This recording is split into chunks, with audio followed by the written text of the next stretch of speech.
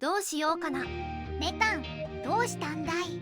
今度日本に来る友達に宿泊について聞かれたの。どこに泊まればいいのか迷っているんだって。楽しい旅行をするには宿泊先選びはすごい重要だよね。でもこれは旅行プラン全体の中から考えないとおすすめが難しいんだ。あなたがアドバイスに困るって珍しいわね。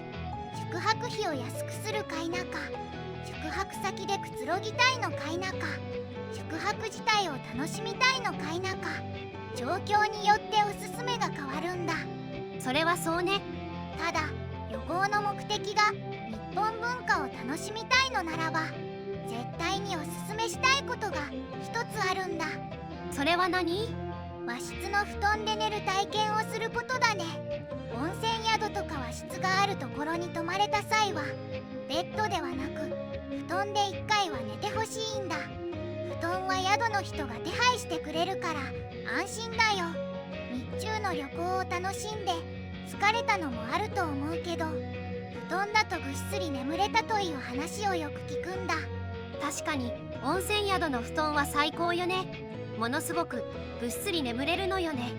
もちろん一回布団で寝た結果やはり自分はベッドの方がいいという人もたくさんいるよ。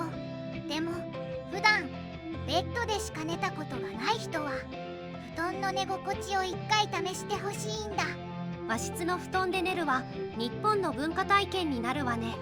そもそも畳の上でくつろぐのは椅子やソファーでくつろぐのとは違うからね。普段と違うくつろぎ方、眠り方を体験するのは楽しい文化体験だよ。なるほどね。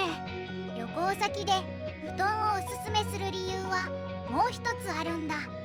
布団に入ってからの会話だよ。布団に入ってからの会話？布団に入って本当にリラックスした状態でする会話って話している人との仲がすごく深まる気がするんだ。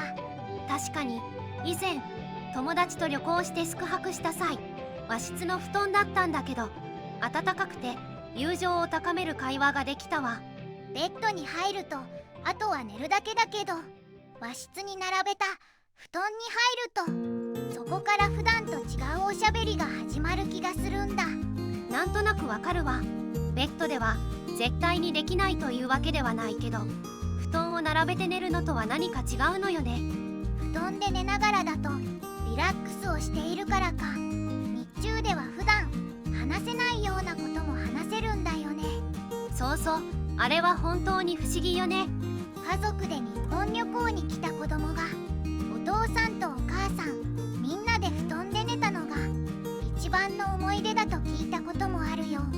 ふむふむ。小さい子供の時から一つのベッドで寝るのが普通の国の子供は特に両親と布団を並べて寝るという経験は思い出に残るらしいよ。親のぬくもりを味わうと親に甘えるは違うのよね。